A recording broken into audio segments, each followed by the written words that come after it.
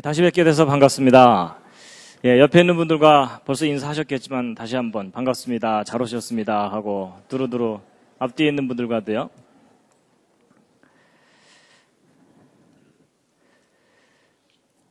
함께 읽으시겠습니다. 시작. 땅과 거기 충만한 것과 세계와 그 중에 거하는 자가 다 여호와의 것이로다. 아멘. 오늘 오신 여러분들을 환영합니다. 제가 오늘도 환영의 뜻으로 꽃을 준비했습니다. 이제 오늘은 11번째 주제인데요. 창세기 1장 1절의 비밀입니다. 함께 읽으시겠습니다.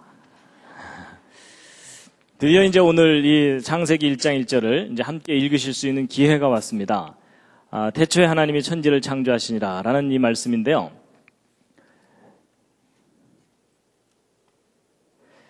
시편 19편 7절에 보면 여호와의 율법이 완전하다라는 말씀이 있는데 함께 읽으시겠습니다. 시작. 여호와의 율법은 완전하여 영혼을 소성케 하고 여호와의 증거는 확실하여 우둔한 자로 지혜롭게 하며. 영어 단어 중에 ignorance라는 단어가 있는데 잘못이 없다 이런 기본적인 뜻이 있는데 이것이 이제 성경에 적용될 때는 성경의 내용이 오류가 없다 이런 뜻으로 쓰입니다. 그 내용도 오류가 없을 뿐만 아니라 이제 그 기록의 보존성에 관해서도 이제 오류가 없는 것인데요. 보통 이제 기독교인들은 성경이 인간의 지혜로 꾸며낸 기록이 아니고 창조자 하나님이 인간에게 주신 거룩한 말씀이다 이렇게 믿고 있고 1.1획도 틀리지 않는 완전한 말씀이다라고 고백합니다. 그렇죠. 근데 이제 그렇게 우리가 이제 고백하지만 그렇다는 객관적인 증거가 뭐냐 이렇게 따지고 들면 별로 할 말이 없습니다. 너도 믿어봐 뭐 이러는 수밖에 없거든요. 근데 이제 오늘 창세기부터 시작되는 이 기록이 1.1획도 틀리지 않는 완전한 기록이라는 객관적이고 과학적인 증거를 오늘 소개해 드릴 겁니다. 하나님의 말씀이 정말 완전하다는 이제 증거를 소개해 드릴 텐데요. 그래서 이제 창세기 1장 1절의 비밀, 성경은 참으로 완전한 말씀인가 하는 내용인데, 오늘 내용도 조금 어렵습니다. 일단 수학이 나옵니다. 지금. 그래서 오늘 각오를 좀 하셔야 되는데요. 그래서 이제 처음부터 어려운 얘기를 바로 했다가는 금방 일어나서 가실 것 같아서 제가 좀 시원한, 멋있는 장면을 좀 보여드리도록 하겠습니다. 이제 곧 겨울이 오기 때문에 눈이 내릴 겁니다. 이 눈들, 온 세상에 하얗게 눈으로 덮이면 참 환상적인 모습을 우리에게 보여주는데, 여러분 이 언덕에 지금 눈이 쌓여 있는데, 이 언덕에 쌓여 있는 보물들이 보이십니까?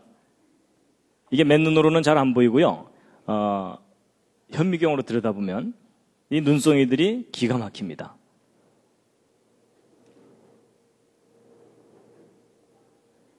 아마 눈을 이렇게 자세하게 보실 기회가 별로 없으실 겁니다.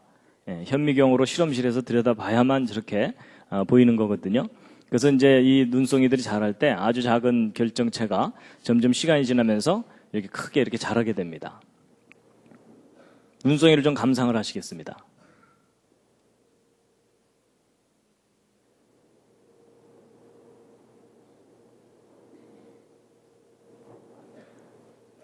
눈송이가 이렇게 아름다울 줄 모르셨죠? 기가 막힙니다. 그래서 제가요, 여름에 냉채, 하여튼 이렇게 접시에다가 저런 거 디자인해서 팔면 잘 팔릴 것 같은.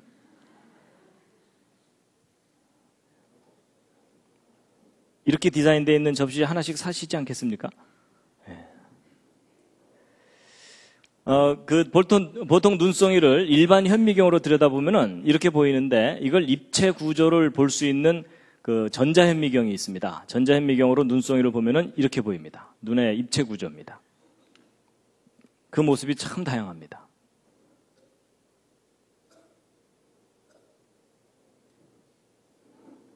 이건 꼭 장미꽃 비슷하죠?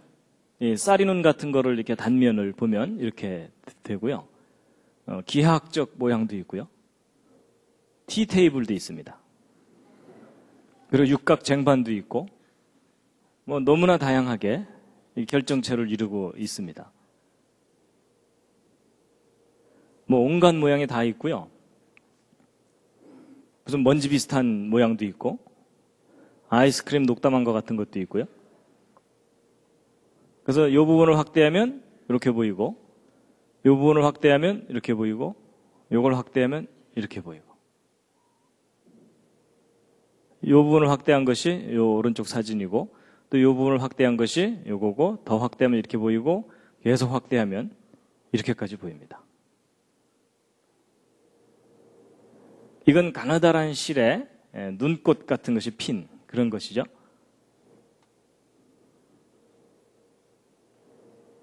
기가 막힙니다. 이런 거 하나 이렇게 브로치 만들어서 딱 달면요.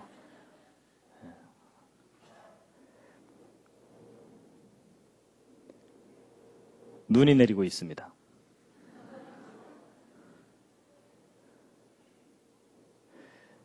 그런데 여러분, 이 언덕에 쌓여있는 이 눈송이들 중에 똑같은 모양을 하고 있는 게 하나도 없다는 거 아십니까?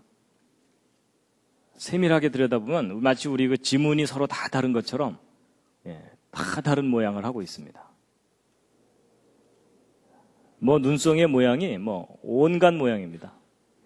근데 기본적으로는 이제 육각형, 육각별 모양입니다. 그런데 그 변화가 너무나 무한할 정도로 다양한 모습입니다.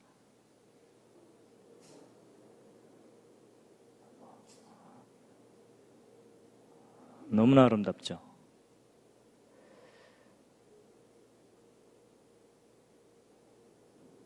예. 눈송이를 좀 보여드렸는데요. 이제 이거 보여드린 이유가 뭐였냐면 오늘 강의하려는 이 내용과 뭔가 관계가 있어서 보여드린 겁니다. 자, 여호와 율법은 완전하다 그랬는데 그 율법에 해당되는 책이 바로 모세 오경입니다. 창세기부터 시작되는 이제 그 말씀이 완전하다라는 것인데요. 보통 이제 모세 오경이라고 하죠. 이 5권의 책을. 지금부터 설명드리는 이 내용은 이 호주에서 발행되는 테크니컬 저널이라고 하는 창조론 관련 논문집이 있는데 그 논문집에 1993년도에 발표된 어느 한 논문의 내용을 제가 쉽게 이해하실 수 있도록 설명을 드리는 겁니다. 그래서 그 논문의 제목은 요 밑에 이렇게 나와 있습니다. 그래서 근본적인 주장, 신성한 첫 번째 그 메시지, 창세기 1장 1절 속에 초자연적인 설계의 증거가 있다 이겁니다. 이 창세기 1장 1절부터 시작되는 이 기록은 인간이 기록한 게 인간의 지혜로 기록한 게 아니라 인간을 뛰어넘는 초자연적인 어떤 존재에 의해서 우리 인간에게 주어진 메시지라는 증거가 있다는 겁니다. 그래서요, 이 창세기 1장 1절 이 히브리어 원문을 수학적으로 분석을 해본 겁니다. 그랬더니 너무나 놀라운 증거가 발견된 것인데, 여러분 이 오른쪽 아래에 있는 이 파란색이 이게 뭐죠? 이게 이스라엘 국기입니다. 이스라엘 국기에 육각별이 그려져 있는데 이 이스라엘 국기의 이 육각별하고 창세기 1장 1절이 무슨 관계가 있습니다. 그리고 이 왼쪽에 있는 이 그림은 그 하나님께서 모세를 통해서 직접 지시하셔서 만들게 하신 성막입니다. 그렇죠? 근데 이 성막하고 창세기 1장 1절도 무슨 관계가 있습니다. 그래서 오늘 이런 것들에 관한 비밀을 이제 알려드릴 텐데요. 여러분 창세기 1장 1절 이 메시지를 수학적으로 분석한다는 말이 언뜻 이해가 잘 안 되시죠? 그렇죠? 그런데 이 히브리어는 이 수학적 분석이 가능한 문자입니다. 그래서요, 히브리어 알파벳을 보시면 모두 22개가 있는데 그 22개의 알파벳마다 각 알파벳마다 고유한 숫자 값들이 붙어 있습니다. 여러분 영어에 A, B, C, D에 숫자 값 붙어 있지 않죠? 뭐 A는 1, B는 2 이런 거 없죠? 우리말 기억, 니은, 디귿도 마찬가지고. 근데 이 히브리어는 알파벳마다 고유한 숫자 값이 이렇게 있어가지고 1부터 10까지, 10에서 100까지, 100에서 400까지 숫자 값이 있어서 알파벳이 곧 숫자입니다. 그래서 이런 것들은 이제 알파 뉴메릭 시스템이라 그래서 문자가 숫자 값을 갖고 있다 그렇게 하거든요.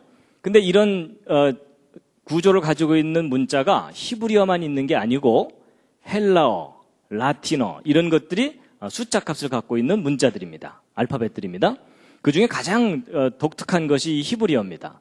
그래서 이제 이 히브리어 알파벳에 숫자 값이 있는 것에 대한 실제 예가 성경에 나옵니다.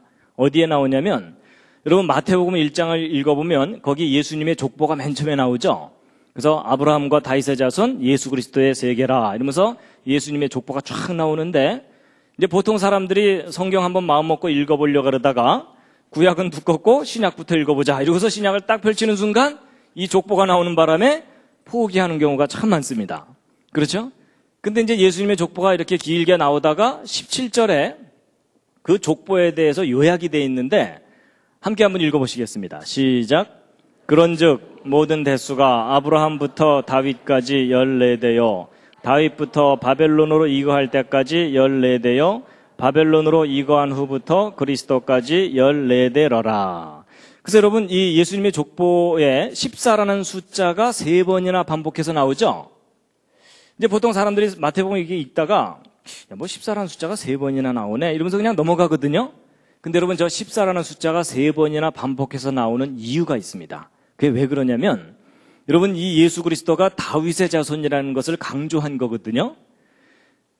여러분 이 14라는 숫자가 뭐하고 관계되어 있냐면 다윗이라는 이름과 관계되어 있습니다.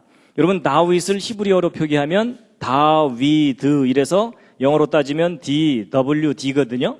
근데 요것에 해당되는 숫자 값을 여기서 찾아보면 4, 6, 4죠. 요걸 싹 더하면 어떻게 됩니까? 그게 14가 됩니다. 그래서 다윗이라는 이름의 숫자 값이 14입니다. 근데 여러분과 저에게는 생소하지만 이스라엘 사람들에게는 저 정도는 상식입니다. 그러면 이 14라는 숫자가 바로 다윗이라는 이름과 관계된 숫자라는 거거든요. 그러면 이제 왜 14라는 숫자를 3번이나 반복해서 썼는지 그 비밀이 풀립니다. 여러분 마태복음은 누구를 위해서 쓴 복음서냐면 이스라엘 사람들을 위해서 쓴 복음서입니다. 근데 이 이스라엘 사람들에게 예수 그리스도가 메시아라는 것을 소개를 해야 되는데 이스라엘 사람들은 워낙 전통과 족보를 목숨처럼 귀하게 여기기 때문에 이 족보도 없는 집안에서 메시아가 올 거라는 걸 용납을 못합니다. 그래서 그 이스라엘 사람들한테는 족보 얘기부터 해야 마음을 엽니다. 그래서 이 예수 그리스도가 평범한 가문 출신이 아니라 아브라함의 후손일 뿐만 아니라 다윗의 후손이다라는 겁니다. 근데 다윗의 후손이라는 게 무슨 말이냐면 왕족이라는 뜻입니다. 다윗의 후손들이 대대로 왕을 했거든요. 그러니까 이분은 왕이 될 만한 자격이 있는 분이다라는 걸 먼저 얘기를 해주는 겁니다. 그러니까 제발 좀 마음 좀 열어라 뭐 그 얘기입니다. 그런데 바로 이스라엘 사람들의 조상인 아브라함부터 시작해서 아브라함부터 다윗까지 14대, 거기서 바벨론까지 14대, 거기서 예수님까지 14대니까 다윗이라는 이름의 숫자 값으로 3번 이렇게 내려온 존재이기 때문에 평범한 존재가 아니다. 바로 예언된 그분이다. 라는 걸 나타내기 위한 겁니다. 이해가 되시죠? 그래서 이제 결국 이 14라는 숫자가 이 다윗이라는 이름과 관계된 거다라는 걸 이제 알게 되면 풀리거든요. 그래서 이제 이런 예에서 볼 수 있듯이 히브리어는 알파벳마다 숫자 값이 있을 뿐만 아니라 단어에도 숫자 값이 있다는 걸 짐작하시겠죠? 그래서 이제 성경 구약에 있는 히브리어 원문은요, 모든 단어마다 고유한 숫자 값이 있습니다. 그래서 이 히브리어가 숫자 값을 가지고 있다는 것이 어떤 역할을 하냐면요, 성경 원문을 옮겨 적을 때 제대로 옮겨 적었는지 검증하는 방법이 뭐겠습니까? 옮겨 적고 나서 숫자 값 다 합산해보면 1이라도 틀리면 중간에 한 글자 틀린 겁니다. 한 글자 이상. 그래서 성경을 완벽하게 옮겨 적는데 결정적인 기여를 하는 그런 겁니다. 그래서 구약 성경이 완벽하게 보존된 이유 중에 하나도 이 수학적인 속성 때문에 그런 겁니다. 그래가지고 한 가지 참고로 더 말씀을 드리면요, 여러분 예수, 이제 우리말로는 예수고 영어로는 지저스죠. 근데 그것을 헬라어로 표기를 하면, 여러분 신약 성경은 헬라어로 표기가 돼 있죠. 그래서 예수라는 이름은 미리 예언된 이름입니다. 그렇죠? 아들을 낳으리니 이름을 예수로 하라, 이렇게 해서 미리 예정돼 있는 이름이거든요.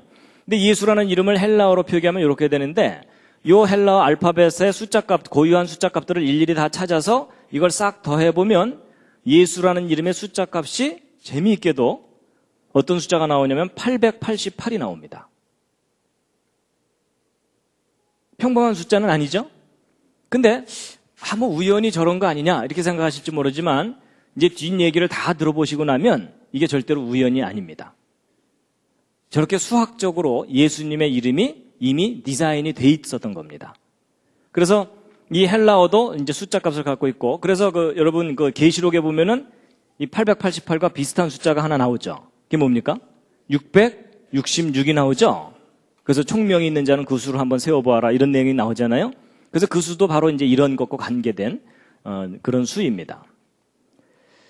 그래서 이제 이 창세기 1장 1절에 있는 이 기록을 이제 수학적으로 다 분석을 한 건데, 여기 이제 알파벳마다 숫자 값이 이렇게 있거든요. 그래서 이 표에서 이 숫자 값을 다 찾아가지고 각 알파벳의 숫자 값을 딱 이렇게 찾은 다음에 요걸 싹 더하면 그 단어의 숫자 값이 되는 겁니다.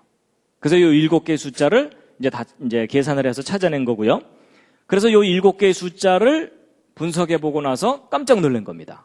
창세기 1장 1절이 완벽하게 설계된 메시지라는 걸 알게 된 겁니다. 근데 일단 우리는 창세기 1장 1절 오늘 한번 이제 읽어보시겠습니다. 자, 자세를 바로 하시고요. 예전에는 이 성경 함부로 못 읽었습니다. 목욕 재개하고 읽었어야 되는데 오늘 특별히 봐드리겠습니다. 이제 히브리어는 요 굵은 글씨가 자음이고요. 요 밑에 있는 점같이 생긴 것들이 모음입니다. 근데 이제 모음은 처음부터 없었어요. 나중에 이제 그 보음을 붙였기 때문에 원래 원문은 자음만으로 이제 기록되어 있습니다. 그래서 제가 이제 이 자음과 모음의 발음을 영어로 비슷하게 이렇게 써놨습니다. 근데 요 밑에 있는 건 나중에 보시고요. 일단 한번 읽으시겠습니다. 제가 발음이 별로 신통치는 않지만 따라서 한번 해보시죠. 베레시트, 뭐 쉽게 그냥 베레시트, 바라, 엘로힘. 어디선가 들어보셨죠? 그렇죠? 예, 엘로힘. 그 다음에 앳, 하샤마임, 베엣. 요게 이제 W인데도 이게 독일식 발음을 해서 베 이렇게 읽는다고 합니다. 예, 베엣, 하아렛. 어떻게 좀 감동이 오십니까? 거의 머리털 나고 처음 읽으시잖아요. 대부분의 사람들이요. 예. 2번 읽고 외우시겠습니다. 자, 한번 딱 읽으시겠습니다.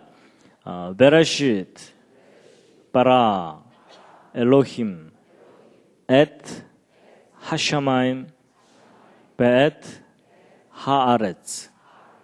그래서 여러분 이 뜻은요, 이 베라시트 제가 밑에 다 써놨습니다. 태초에. 바라라는 단어는 창조하셨다. nothing에서 something을 창조할 때 쓰는 단어입니다. 그 다음에 엘로힘, 전능자 하나님입니다. 하나님의 가장 고유한 이름은 여호와입니다. 그렇죠? 그런데 이제 엘로힘은 전능자 하나님이라는 그런 의미입니다. 그 다음에 에트는 어떤 목적을 나타내는 단어의 앞에 붙이는 건데요. 여기는 요 샤마임이 하늘입니다. 요 앞에는 요 하는 영어로 따지면 정관사 더입니다. 그래서 하늘을 이렇게 돼 있습니다. 그리고 요 베엣 할 때 요 뒤에 있는 요 에트는 요 앞에 있는 에트하고 똑같고 여기 꼬부라진 거 하나 붙어 있죠. 요게 영어로 따지면 end입니다. 그리고 이제 아레츠가 땅이고 요 앞에 있는 요 하는 정관사 더입니다. 그래서 태초에 창조하셨다 하나님께서 하늘을 그리고 땅을 이렇게 돼 있습니다. 그래서 우리말 성경은 천지를 하고 한 단어로 돼 있는데 히브리어는 하늘, 땅이 이렇게 나눠져 있습니다. 그래서 한 번 더 읽고 외우시겠습니다. 자, 2글자씩 읽겠습니다. 베레시트 바라, 엘로힘, 앳 하샤마임, 베엣 하아렛. 자, 한번 읽어보시죠, 혼자서.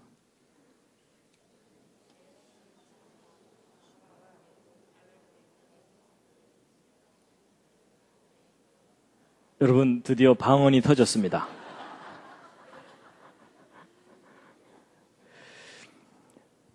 다 같이 한번 읽어보시겠습니다. 시작.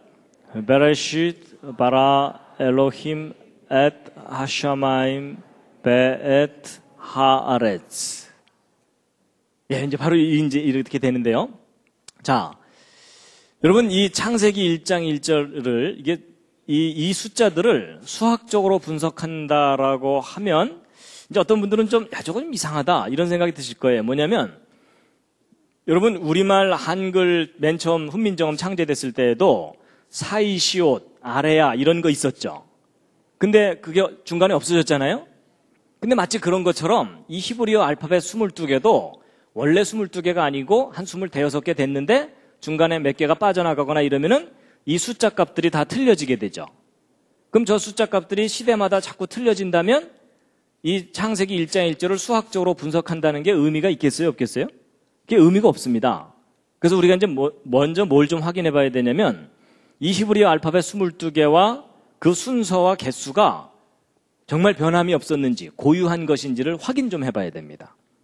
그래서 이제 그 확인을 좀 시켜드리면 이런 게 있습니다. 여러분 시편 111편 같은 경우 우리말 성경으로 읽으면 내용은 참 좋은데 번역을 해놨기 때문에 시의 운율이라든지 이 시적인 규칙성이 다 깨져 있습니다. 그렇죠? 그런데 이 시편 111편 원문을 보게 되면은 여러분 히브리어는 이제 시는 이렇게 행으로 돼 있잖아요. 근데 재미있는 것이 각 행의 첫 번째 단어의 첫 번째 알파벳을 쭉 따라가 보면 이게 무슨 순서냐면 히브리어의 알파벳 순서입니다. 그러니까 이게 삼행시를 지은 게 아니고 영어로 따지면 A로 시작되는 단어로 한 행, B로 시작되는 단어로 한 행, C로 시작되는 단어로 한 행, 이런 식으로 시를 지은 겁니다. 참 신기하죠? 근데 이런 시가 어쩌다 하나 있는 게 아니라 시편 속에 여러 편이 있습니다. 그래서 또 다른 시 중에 시편 34편 같은 경우는 아예 22절로 되어 있는데 이 히브리어 원문을 보면은 각 행의 첫 번째 알파벳을 쭉 따라가 보면 이게 히브리어 알파벳 순서입니다. 그래서 이 시편 중에 가장 독특한 시편이 시편 몇 편이냐면 여러분 시편 중에 제일 긴 시편이 있죠. 몇 편이죠? 119편이요. 그렇죠? 보통 성경 통독 한번 하려다가 시험 드는 곳이잖아요. 거기가. 에? 주여 비슷한 게 계속 지루하게 나오는데 계속 끝까지 읽어야 되겠사옵나이까? 건너뛰면 안 될까요? 뭐 이러면서 이제 그러는 부분이잖아요. 그래서 여러분 그 시편 119편을 우리말 성경으로 읽으면 내용은 참 좋아요. 그래서 예를 들어 뭐 청년이 무엇으로 그 행실을 깨끗게 하리까? 뭐 이렇게 쭉 나오는 좋은 내용이거든요. 근데 이미 번역을 해놨기 때문에 시적 규칙성이 깨져 있어요. 굳이 우리말 성경에서 규칙을 하나 찾자면 동그라미가 일정한 간격으로 있다. 이것밖에는 없어요. 그런데 여러분 이 동그라미가 일정한 간격으로 있는 이유가 있습니다. 그게 왜 그러냐면 히브리어 원문을 보면 어떻게 돼 있냐면 여러분 1절부터 8절까지 맨 첫 번째 알파벳이 다 똑같죠. 그러니까 영어로 따지면 A로 시작되는 단어로 8행을 시를 짓고 B로 시작되는 단어로 8행을 시를 지은 거예요. 이런 식으로 시를 지은 게 시편 119편입니다. 그래가지고 앞에만 보여드리면 아니라 그럴까봐 뒤까지 다 확인시켜드리면요. 알렛, 베트, 김멀, 달렛, 해, 와우, 자인 이래가지고 시편 119편이 계속 8행씩 쫙쫙 되어 있습니다. 근데 이렇게 계속 보여드리면 어떤 분들이요. 야, 내가 히브리어 모른다고 좀 똑같은 거 계속 보여주는 거 아니냐. 뭐 이런 분들이 가끔 계시더라고요. 근데 이제 그게 아니라 이렇게 해갖고 맨 마지막 타우까지 해가지고 8행씩 22개. 그래서 176절입니다. 그래서 시편 119편이 176절인 이유가 바로 이런 구조이기 때문에 그렇습니다. 그래서 이 시편 119편은요. 각 행마다 어떤 단어가 꼬박꼬박 하나씩 들어있냐면 말씀과 관계된 단어가 꼬박꼬박 들어있습니다.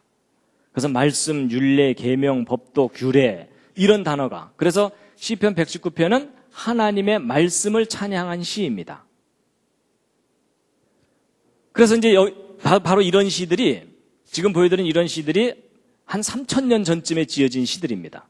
근데 3,000년 전에 알파벳 개수와 순서하고 지금 현재 알파벳 개수와 순서가 똑같습니다. 그러니까 아까 말씀드린 대로 이 창세기 1장 1절 히브리어 원문을 수학적으로 분석하는 일이 의미가 있을 수 있겠죠. 예. 그래서 이제 결국 이 창세기 1장 1절에는 이 숫자들을 분석을 한 건데요. 일단 여러분 단어마다 숫자 값이 있다면 창세기 1장 1절 전체 문장도 숫자 값이 있겠죠. 그 숫자 값은 요 7개의 숫자를 싹 더하시면 됩니다. 각자 출신, 주산, 암산 학원의 명예를 걸고 창세기 1장 1절 이 메시지의 숫자 값을 한번 계산해 보시죠. 얼마가 나옵니까? 네, 하여튼 그건 따로 한번 계산해 보시고요. 자, 지금부터 1분을 드리겠습니다. 1분을 드릴 테니까 이 7개의 숫자를 유심히 보시면서 저 속에 뭔가 특별한 계시가 들어있지 않는가 한번 관찰해 보시기 바랍니다.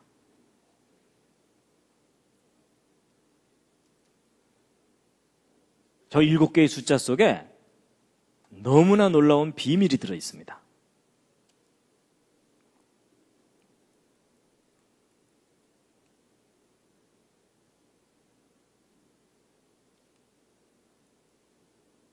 혹시 뭔가가 보이는 분들은 손을 한번 이렇게 들어주시면.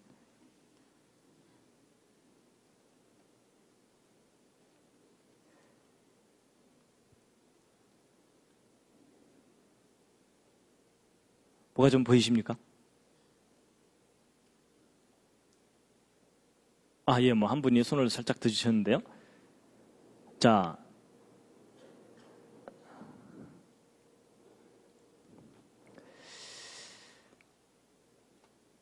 뭐가 보이신 분? 뭐가 좀 특별한 게 보인다? 거의 없으실 겁니다. 예, 이거 하루 종일 봐도 안 보입니다. 자, 그런데 이제 보세요. 아주 기본적인 것부터 한번 차근차근 생각해 보겠습니다. 여러분이 7개의 숫자를 딱 보는 순간 저 속에 뭔가 특별한 게 들어있겠구나라는 생각이 드는 그런 숫자들입니까? 아니면 그냥 평범한 숫자들처럼 보이십니까? 그냥 평범한 숫자들처럼 보이시죠? 저 속에 뭐 특별한 게 들어있을 거라고 생각이 안 되시죠? 근데 그 점이 참 중요합니다.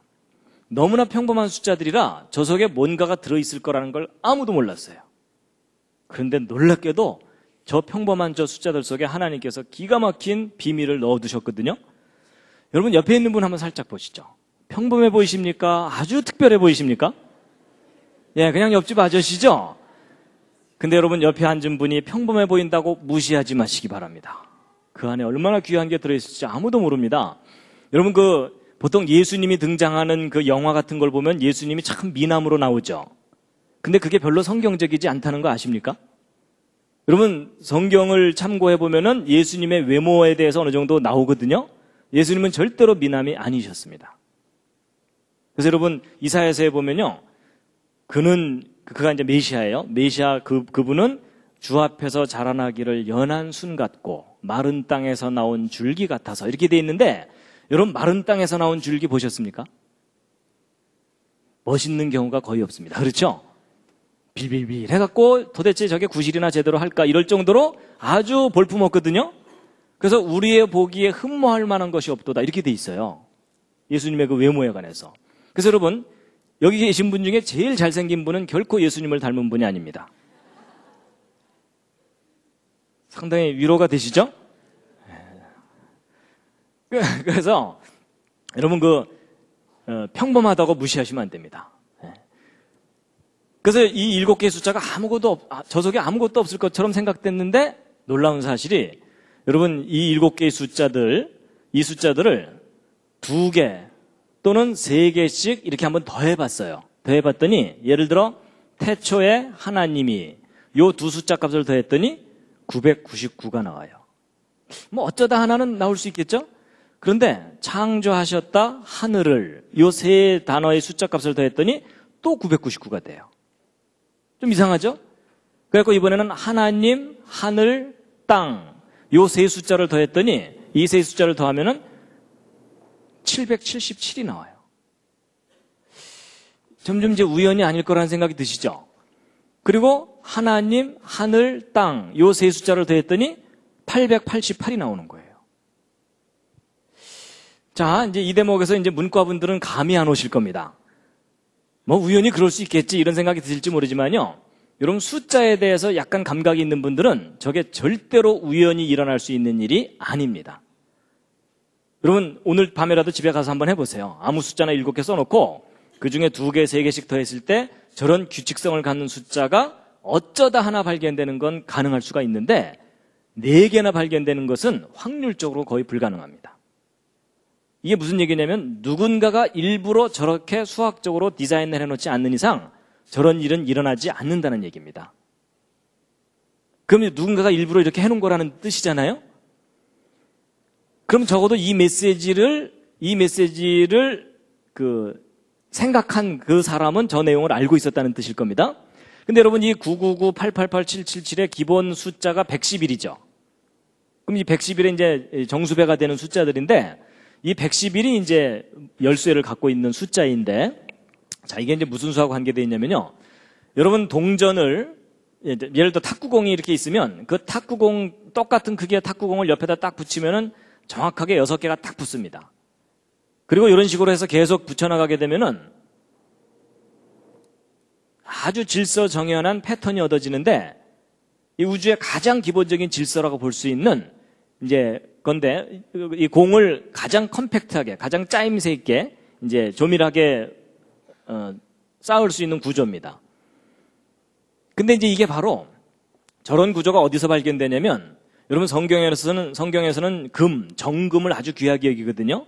근데 금을 이렇게 눈으로 볼 때는 안 보이는데, 전자현미경으로 그 내부 구조를 조사해 보면 금을 이루고 있는 원자들이 이런 식으로 배열되어 있습니다. 그래서 여러분이 손오공처럼 조그매져 갖고서 저 금 속을 들어가잖아요.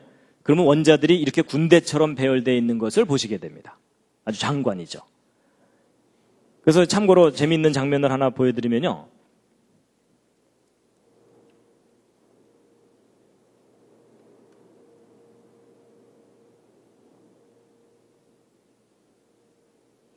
여러분, 이게 이제 금 원자 배열이거든요. 근데 이런 질서정연한 패턴들이 조화를 부립니다.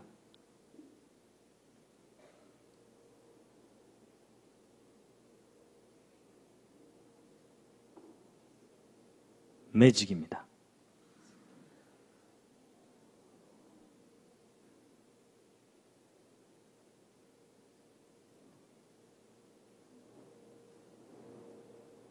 어지러우시죠? 이런 아주 질서 있는 패턴들이 서로 간섭을 하면서 또 다른 무늬를 만들어내는, 이런 걸 간섭무늬라고 하거든요. 그래서 여러분, 하나님이 창조하신 이 질서 있는 세계가, 이 질서가 또 조화를 부리고 이렇게 돼 있습니다. 그래서 하나님이 창조하신 세계 참 신기한 세상인데요. 그런데 이제 여러분, 이 질서정연한 이 패턴 속에 숨어있는 별이 있습니다. 그 별이 무슨 별이냐면 바로 다윗의 별입니다. 육각별이 들어있거든요. 그래서 이 파란색으로 된 제일 작은 별, 그 다음 노란색으로 된 그 다음 큰 별, 빨간색으로 된 세 번째 다윗별, 이렇게 있는데, 이런 다윗별들이요, 바로 이스라엘 국기에 있는 그 육각별이잖아요. 자, 이제 이 육각별이 무슨 의미를 가지고 있는 건지 보실 텐데요. 여러분, 이 맨 첫 번째 다윗별을 이룰 수 있는 동그라미 개수가 모두 몇 개냐면, 이게 세어보시면은 이게 모두 13개입니다. 그래서 13이라는 숫자는 첫 번째 다윗별을 만드는 숫자다라고 기억을 좀 해두시기 바랍니다. 그럼 이제 하나 더 큰 다윗별은 그럼 얼마냐? 하나 더 큰 다윗별은 37입니다. 37개가 있어야 두 번째 다윗별을 만들고, 그 다음에 또 하나 더 큰 다윗별이 뭐냐면 세 번째 다윗별이 바로 73입니다. 그래서 13, 37, 73이라는 이런 숫자들은 다윗의 별을 만들 수 있는 숫자. 그래서 보통 그 도형을 수학적으로 연구하는 사람들이 도형수라고 하는 수입니다. 특히 이제 육각별을 만드는 수, 이래서 이렇게 얘기합니다. 그래서 이 숫자들을 좀 기억을 해두시면요. 지금 이 두 번째 다윗별의 숫자가 37이라 그랬죠. 근데 이제 보세요. 아까 나왔던 이 111이 어떤 수냐면, 두 번째 다윗별 37을 3개를 더하면 얼마가 나옵니까? 37을 3번 더하면? 그게 바로 111입니다. 그럼 이 111은 다윗별 3개를 더한 숫자인데, 그것에 또 정수배들이니까 결국 이 숫자들 속에는 뭐가 잔뜩 들어있는 거겠어요? 다윗의 별이 잔뜩 들어있는 거예요. 그러니까 창세기 1장 1절 속에 다윗의 별이 잔뜩 반짝반짝 들어있는 겁니다. 그런 수학적 구조를 갖고 있어요. 그래서 창세기 1장 1절과 다윗의 별이 무슨 관계가 있어요, 수학적으로. 그 다음에 이제 여러분, 이 우주의 가장 기본 질서가 수학적 질서입니다. 그래서 우리 초등학교, 옛날에는 초등학교, 이제 국민학교 들어가면은 맨 처음 배우는 것이 1, 2, 3, 이거 숫자 배우죠? 그래갖고 이제 1, 2, 3 이렇게 해서 쭉, 1, 2, 3 이렇게 쭉 나가는데, 이렇게 쭉 계속 나가다 보면 계속 정삼각형을 이루죠. 그래서 이 오른쪽 숫자들은 정삼각형 수라고 하는 숫자들입니다. 1, 3, 6, 10 이렇게 되죠? 그래서 이걸 이제 정삼각수라고 하는데, 삼각수. 근데 이제 아까 여러분, 창세기 1장 1절 이 7개의 숫자를 싹 더하면 얼마가 됩니까? 혹시 계산해 보신 분 계십니까? 얼마죠? 2701, 2701 맞는지 한번 보겠습니다. 맞았습니다. 그래서 여러분 이 창세기 1장 1절의 메시지가 2701이거든요. 근데 여러분 저 숫자가 무슨 특별한 숫자처럼 보이지 않으시죠? 근데 이 숫자가 아주 특별한 숫자인데 무슨 수냐면 여러분 1부터 계속 정삼각형을 이루어 나가면 73번째 정삼각수입니다. 2701이. 그럼 이게 무슨 말이냐면 이 중에 1이라도 빠지거나 1이 더 들어가면은 정삼각형이 안 된다는 뜻이죠. 정확하게 73번째 정삼각수예요. 그래서 창세기 1장 1절 메시지의 숫자 값이 정삼각형을 이루고 있는 거예요. 근데 이제 이것만 얘기해 드리면 뭐 우연히 그럴 수도 있지 이러실까 봐 제가 하나 더 보여드리면 여러분 창세기 1장 1절 메시지 중에 제일 뒤에 있는 이 두 단어가 땅을 이렇게 돼 있어 갖고 땅의 창조에 관한 것이거든요. 여러분 천지 창조 중에서 땅의 창조가 중요하죠. 안 중요하다고 생각하시는 분들은 지구를 떠나주시기 바랍니다. 여러분 하나님의 창조에 가장 관심이 있는 부분이 땅이에요. 우리 인간이 있잖아요. 그렇죠? 그래서 땅의 창조가 중요한데 이 땅의 창조에 해당되는 이 두 단어의 숫자 값을 더하면 703이 나오거든요. 그런데 저게 또 평범한 숫자가 아닙니다. 이 숫자가 무슨 수냐면 37번째 정삼각수입니다. 자 보세요. 여러분 아까 천지창조 전체 메시지는 73번째 정삼각수라 그랬죠?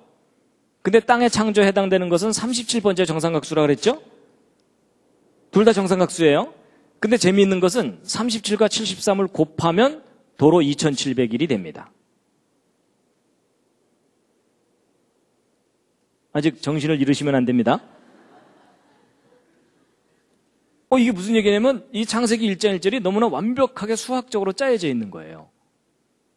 신기하죠? 야, 이거 우연히 저럴 수 있는 게 아닌데?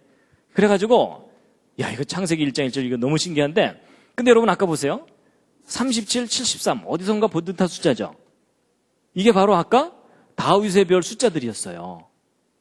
놀랍게도 다윗의 별 숫자 값들을 곱했더니 천지창조 숫자 값이 나오는 거예요. 그러니까 창세기 1장 1절과 다윗의 별이 너무나 완벽하게 수학적 조화를 이루고 있는 거예요. 그래갖고 이게 뭐 창세기 1장 1절 이거 너무 신비로운 메시지다. 응? 수학적 구조가. 그래서 이번에는 뭘 또 들여다봤냐면요. 야, 혹시 이 알파벳 개수에도 무슨 의미가 있는 게 아니냐. 이래갖고 여러분 첫 단어 알파벳 6개입니다. 모음은 안 따지고 자음만 따지는 겁니다. 두 번째 단어 3개, 5개, 2개, 5개, 3개, 4개 이렇게 있고 창세기 1장 1절을 이루고 있는 알파벳 개수는 모두 28개예요. 근데 여러분 첫 단어, 첫 문장이잖아요. 여러분 성경에서는 항상 첫 번째 것을 중요하게 여기죠. 그럼 이제 첫 단어가 6개, 첫 문장이 28개인데 여러분 6하고 28이라는 숫자가 무슨 특별한 숫자처럼 여겨지지 않으시죠? 근데 여러분 이것은 수학자들에게 아주 특이한 숫자입니다. 수학자들이 완전수라고 부르는 수입니다. 퍼펙트 넘버. 완전수가 무슨 뜻이냐면요. 여러분 6이라는 숫자는 1로도 나눠지고 2로도 나눠지고 3으로도 나눠지죠. 근데 자기를 나눌 수 있는 숫자를 싹 더하면 자기 자신이 되는 수를 완전수라고 얘기합니다. 성경적인 의미의 완전수가 아니라 수학적 완전수.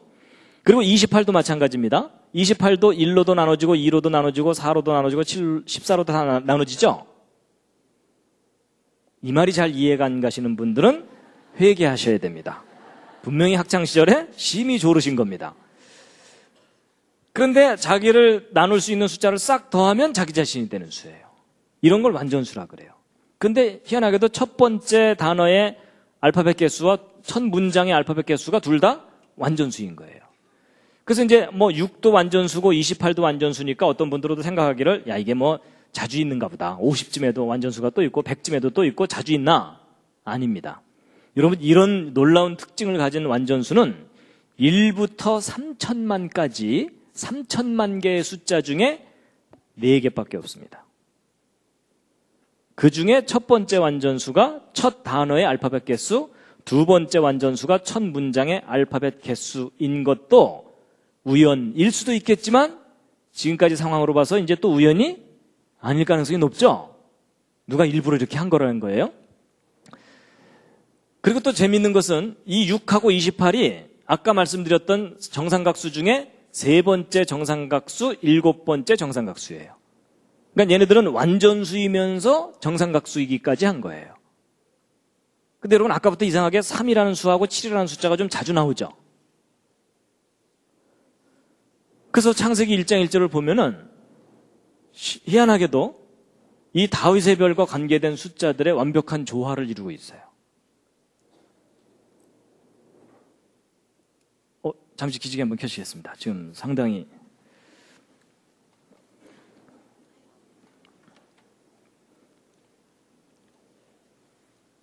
몸 풀고 하겠습니다. 좌양조 하셔서 옆에 있는 분 안마를 좀 시원하게 해드리겠습니다. 좌양조 하셔서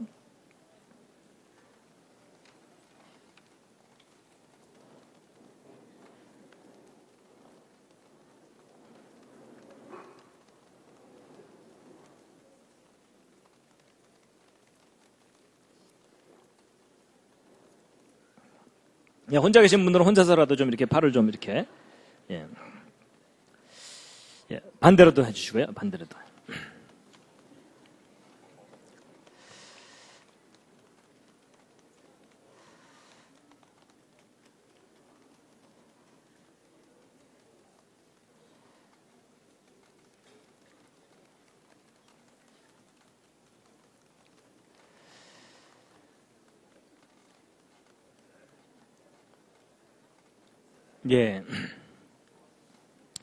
그 숫자만 나오면 아무 생각이 없어지는 분들은 오늘 너무 무리하지 마시고요.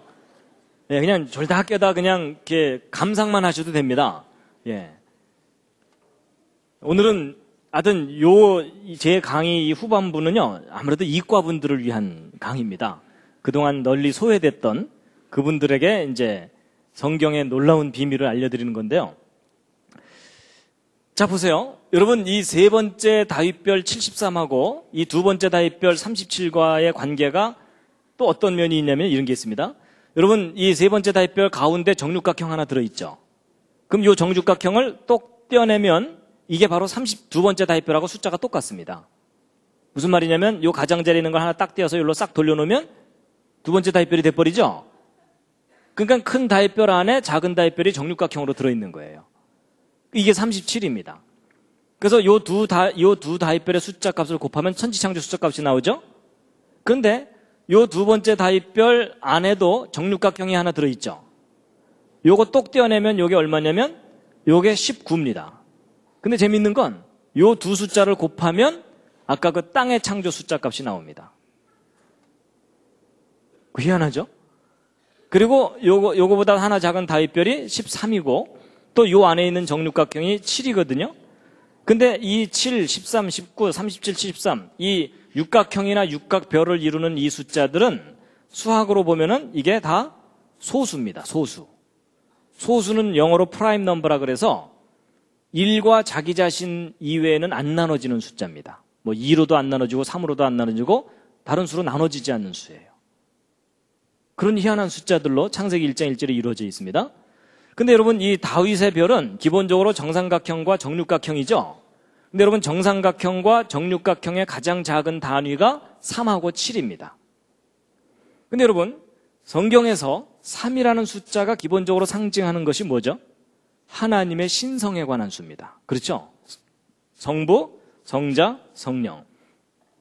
7은 기본적으로 무슨 의미가 있죠? 하나님의 천지창조수입니다. 그렇죠? 6일 동안 창조하시고 하루를 쉬셨죠? 그래서 이 두 숫자가 뭐냐면 하나님의 천지창조, 이렇게 풀이될 수 있는 숫자거든요. 근데 여러분 아까 37, 73이 다 3하고 7로 이루어진 수들이잖아요. 그렇죠? 하나님의 천지창조와 관계된 수들입니다. 그래서 여러분, 우리가 살고 있는 이 물리적인 우주는 기본적으로 시간과 공간과 물질이라는 것으로 이루어져 있습니다.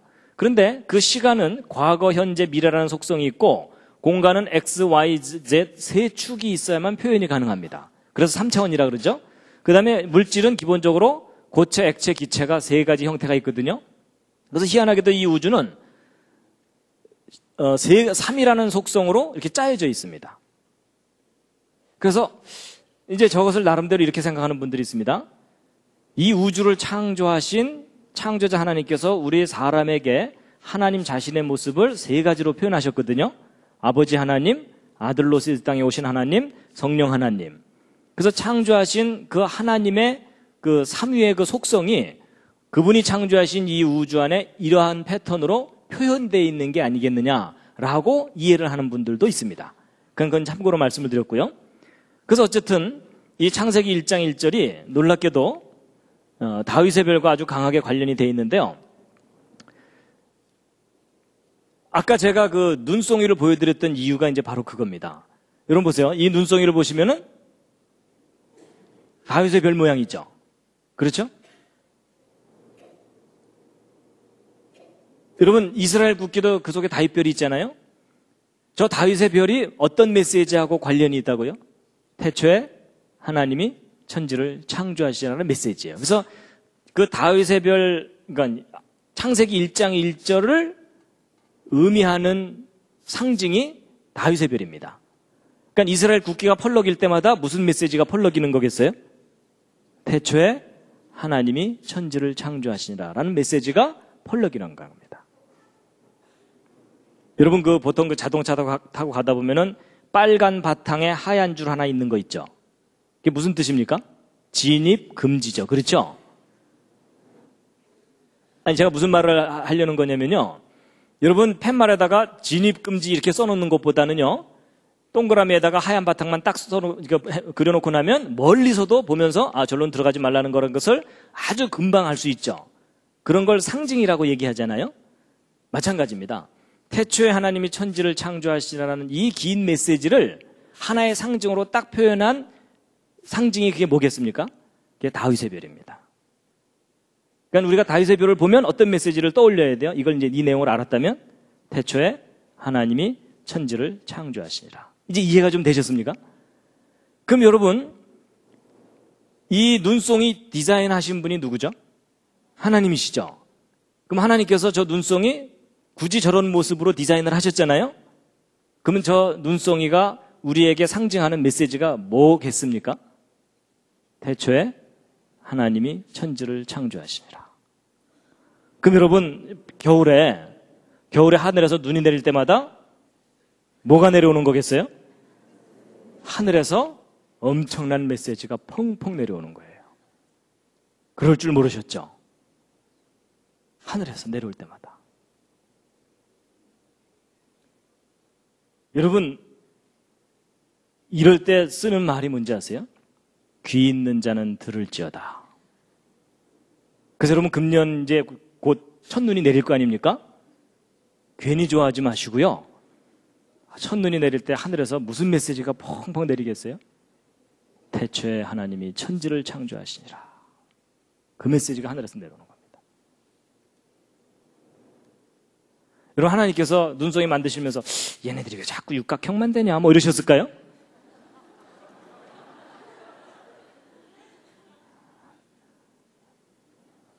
무슨 의미인지 아시겠죠? 여러분 하나님께서 다 저렇게 여러분 참새 한 마리도 하나님의 뜻이 아니면 땅에 안 떨어진다고 되어 있거든요. 모든 것에는 다 하나님께서 이유를 두셨고 의미를 두셨어요. 눈송이도 그냥 대충 이게 뭐 멋있어 보이네 이러면서 만드신 게 아니라는 얘기입니다. 위대하신 하나님의 창조물입니다. 그래서 보세요. 뭐 하늘에서 뭐 엄청난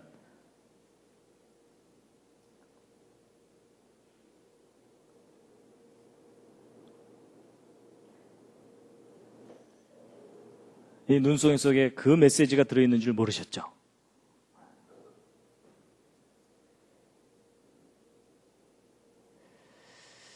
자, 그래서 이제 근데, 자, 여기서 이제, 한 가지 이제 꼭 말씀드리고 넘어가야 될 게 하나 있습니다. 뭐냐면, 제가 이제 창세기 1장 1절을 이렇게 막 수학적으로 막 이렇게 설명을 드리면 어떤 분들은요, 좀 부정적인 생각을 하더라고요.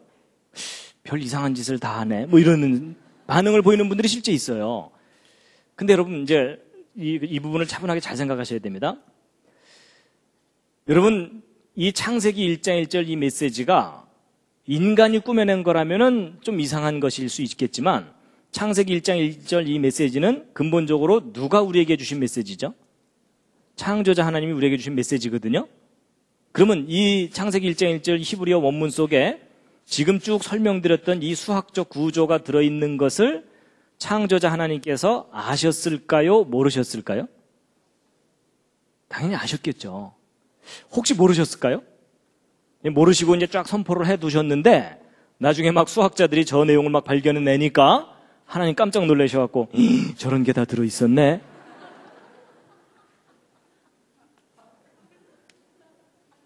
여러분 그 상황은 아니죠. 맞죠?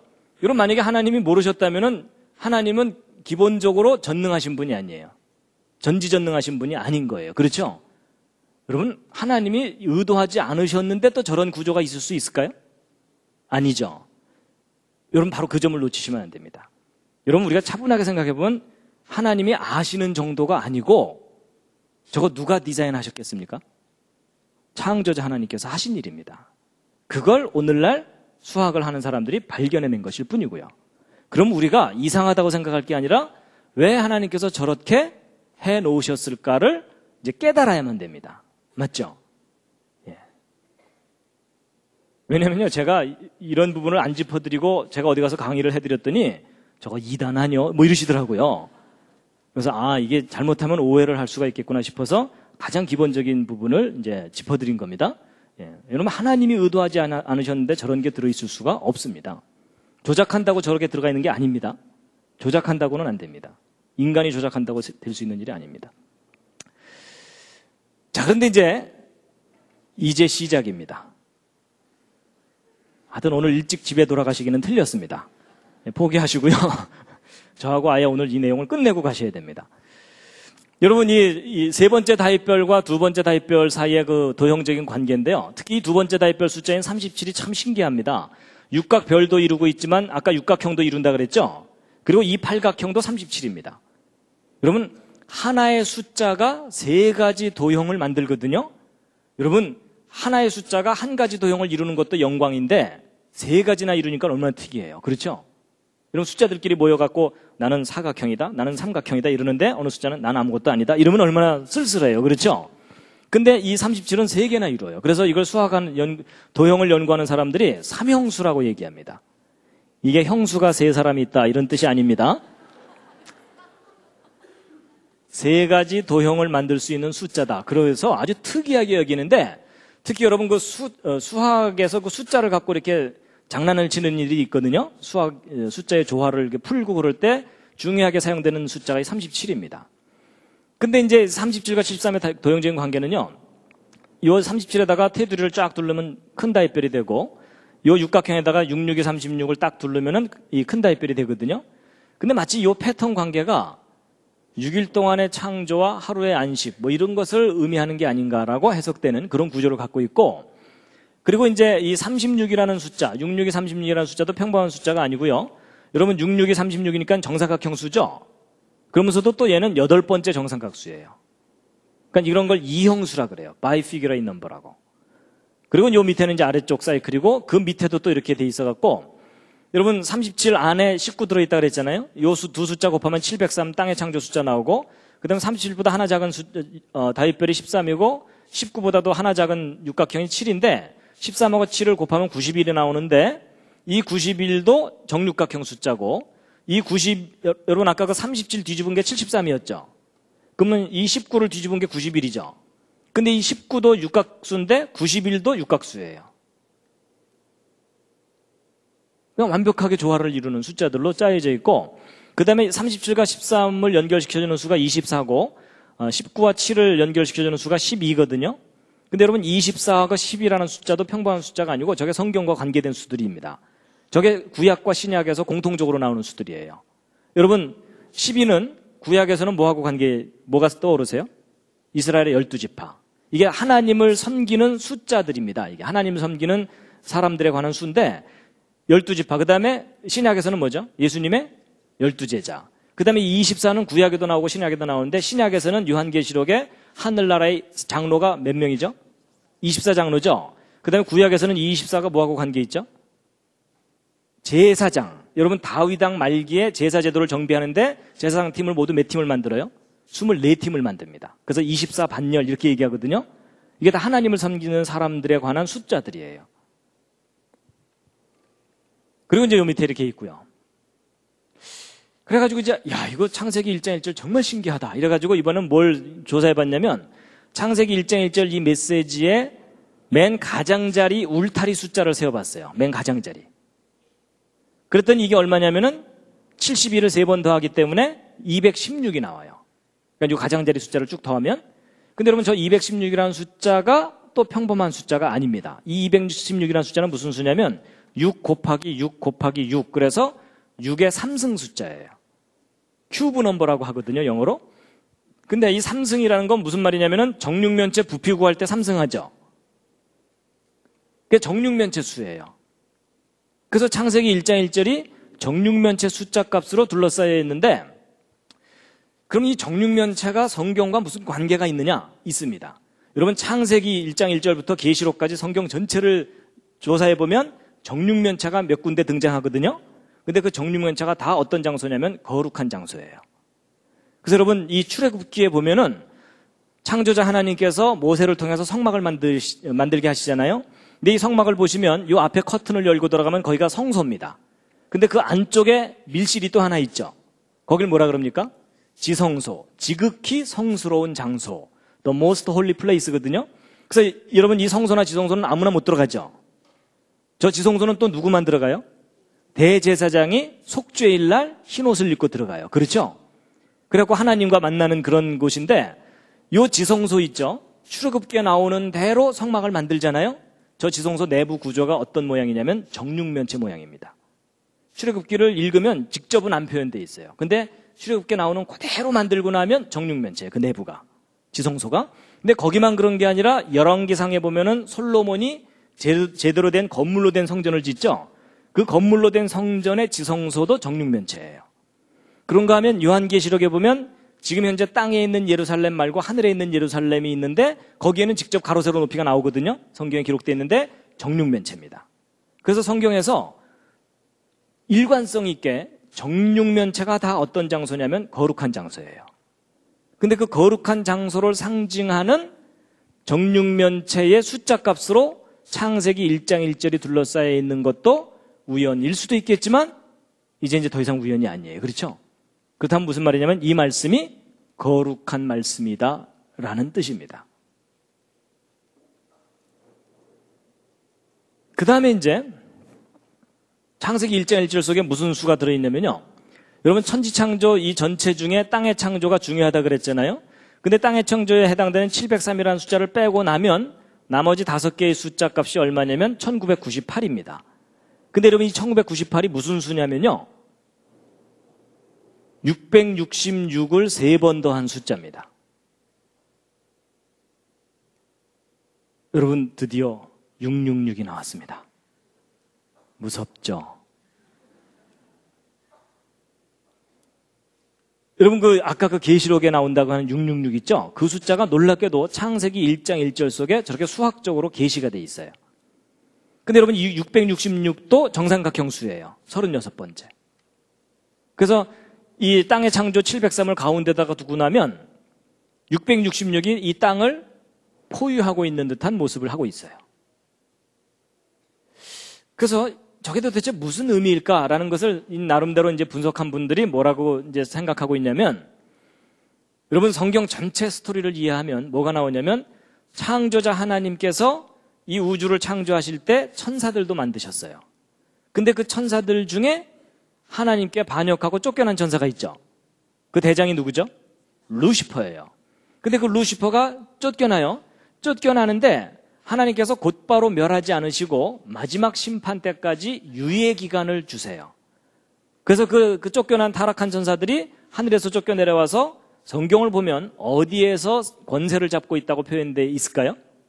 공중 권세 잡은 자들이라고 되어 있어요. 여러분 하나님 하늘에 계시고요. 물론 그건 공간적인 하늘은 아니지만 하늘로 표현하잖아요. 그리고 우리 인간과 생명체들은 땅에 있죠. 하늘과 땅 사이에 중간에 하늘이 있잖아요. 중간 하늘이. 근데 이 공중 권세 잡은 자들이 여러분 하늘과 땅 사이에 커뮤니케이션을 해야 되잖아요. 서로 교통을 해야 되죠. 근데 그것을 중간에 가로막고 있는 존재가 바로 어둠의 세력들이에요. 그렇죠? 근데 마치 이 땅에 있는 우리를 둘러싸고서 하늘과의 교통을 방해하고 있는 듯한 패턴으로 이렇게 짜여져 있는 거예요. 그래서 이 666이라는 수가 계시록에만 나오는 줄 알았는데 아예 그냥 창세기 1장 1절 속에 있어요. 근데 여러분 이 666도 정삼각형인 것이 조금 이상하죠. 여러분 아까 정삼각수, 삼각, 3 이런 수는 하나님의 신성과 관계된 수라 그랬잖아요. 그렇죠? 그런데 이제 이런 차이가 있습니다. 이건 물론 이제 십진수적인 속성인데 여러분 천지 창조라든지 땅의 창조와 관계된 숫자들은요. 그것을 이루고 있는 요 컴포넌트 숫자들을 더해보면 3하고 7을 더하면 얼마죠? 10이고 703 더해도 10이고 2701 더해도 10이고 73 더해도 10이죠. 다 10 그러니까 이게 완전수예요. 근데 여러분 이 666과 관계된 이 숫자들은요. 여러분 이게 666은 36번째 삼각수거든요. 여러분 3하고 6 더하면 얼마입니까? 9죠. 666 더하면 어떻게 돼요? 그 666 더해도 18인데 이거 1하고 8을 다시 더하면 또 9가 되죠. 그 다음에 1998도 보세요. 1998 더하면 27이거든요. 근데 2하고 7을 또 더하면 어떻게 돼요? 또 9가 되죠. 항상 9가 돼요. 근데 이제 여러분 그 신학의 한 분야 중에 뭐가 있냐면 수신학이라는 게 있어요. 세오마틱이라 그래가지고 성경에 나오는 수에 관한 비밀을 푸는 학문이에요. 이제 그게 조금 너무 잘못 가면은 뭐 1.5단, 2단 이렇게 되지만 여러분 오늘 내용을 잘 들어보시면 알지만 하나님께서 이 우주를 수학적으로 건설을 하셨어요. 그래서 수학적인 비밀을 많이 넣어두셨거든요. 근데 이 성경에서 모든 숫자가 의미를 갖고 있지는 않지만 반복적으로 나오는 공통된 수들은 의미를 갖고 있어요. 그래서 여러분 1, 2, 3, 4 이게 기본수 중에서 3은 아까 하나님의 신성과 관계된 수라 그랬죠. 그래서 4는 땅의 수 또는 고난의 수 이렇게 이야기를 해요. 그래서 여러분 40일 금식기도, 40년 광야 생활, 400년 노예 생활 그게 다 4자로 시작되잖아요. 그렇죠? 그래서 그 인간이 땅에서 고난을 받는 것과 관계된 거라고 보고 있고요. 이제 5는 기적의 수라고 얘기하고 7이 천지창조 완전수죠. 근데 6은 뭐냐면 안식이 없는 창조까지이기 때문에 이 6째 날에 인간도 창조되고 그래서 안식이 없는 창조이기 때문에 불완전한 수예요. 7이 완전수고 8은 그러면 뭘 상징하는 것 같습니까? 새로운 시작입니다. 새로운 출발. 그래서 여러분 노아 방주에 몇 명 탔죠? 8명이요. 그 8명 방주에 탄 사람들만 그 다음 세상을 다시 시작해요. 그리고 성경을 보면은 산의 아이가 태어나면 난지 며칠 만에 할례를 해줘요? 8일 만에 할례 해주죠? 새로운 시작을 의미하는 겁니다. 그리고 예수님도 이 땅에 오셔서 이 마태복음 5장에 그 천국에 대해서 얘기하시면서 팔복을 얘기하시죠? 근데 그 팔복이 다 하늘나라에 관한 얘기예요. 여러분 우리가 이 땅에서 살고서 끝나면 새 하늘과 새 땅에서 새로운 삶을 시작하게 되는 거죠. 그래서 이 8이 새로운 시작이라는 것을 상징한다고 보고 있습니다. 그래서 여러분 아까 그 예수 그리스도의 이름의 숫자 값이 헬라어로 몇이었어요? 888이었죠. 예수 그리스도와 함께하면 새로운 세상을 다시 시작할 수 있다는 것이 상징적으로 그 속에 들어있다고 보고 있어요. 그래서 아들을 낳으려니 이름을 예수라 하라고 아예 정해주셨어요. 그리고 이제 아까 10이 완전수라 그랬죠? 그럼 9는 뭐냐? 완전하지 못한 불완전한 수예요. 그래서 뭐 반역의 수, 거절의 수 이렇게 이제 의미를 부여합니다. 근데 이 666과 같은 이런 부정적인 의미를 갖는 적그리스도의 수라고 하는 저 수가 9로 이렇게 돼 있어요. 그럼 이게 무슨 말이냐면요. 사탄은요. 하나님 행세를 하는데 완전하지 않아요. 여러분 사탄의 최고의 목적이 뭘까요? 하나님이 창조하신 모든 피조물로부터 하나님 대신에 자기가 경배받는 거예요. 그래서 여러분 예수님 시험할 때도 내게 경배하라고 그러잖아요. 그렇죠? 근데 여러분 가짜가 진짜 행세를 해야 되는 거잖아요. 사탄이 자기가 하나님인 척 해야 되잖아요. 그러니까 가짜가 진짜 행세를 하려면 진짜 닮아야 되는 거 아시죠? 그래서 여러분 나이키, 나이스 이런 거 있잖아요. 아디다스, 아디도스 뭐 이런 거 기억하시죠? 그래서 여러분 보통 대부분의 사이비 이단 종교들이 정통 종교를 모방하는 이유가 정통 종교를 모방해야 장사가 잘 되거든요. 이해가 되시죠? 그래서 사탄도요, 자기가 독자적으로 비즈니스를 못하고 꼭 자기가 하나님인 척하면서 사람들을 유혹하고 거짓말로 속여서 지옥으로 데리고 가는 겁니다. 그러니까 사탄도 자기도 삼각형을 666이 정삼각수거든요. 자기도 하나님인 척하는데 문제는 사탄은 항상 부족해. 완전하지 못해요. 그래서 하나님과 사탄의 차이가 뭐냐면, 여러분 나중에 성경을 보시면 그 사탄이요, 막 하늘에서 불을 내리기도 하면서 사람들을 할 수 있거든 미혹하게 할 거라고 돼 있어요. 막 기적을 일으킨다는 뜻이에요. 그런데도 그러면서 사람을 미혹하게 한다고 돼 있기 때문에 사탄도 능력이 아주 커요. 근데 하나님과 사탄의 차이는 완전하신 분과 완전하지 못한 존재의 차이입니다. 그래서 이제 그런 의미가 이 속에 다 들어있다라고 보고 있습니다. 자, 이제 여기까지 쭉 설명을 드렸는데, 아직 괜찮으시군요, 상태가. 네, 잠시 한번 또 기지개를 살짝 켜시겠습니다.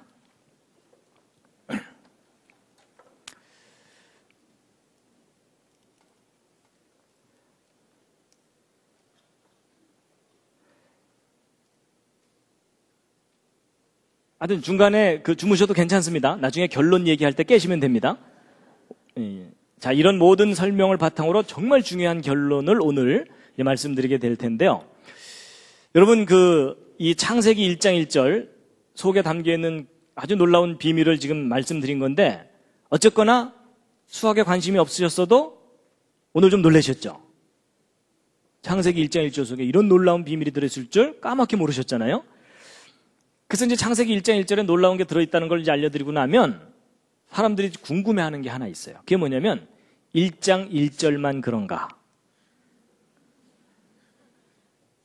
그렇거든요?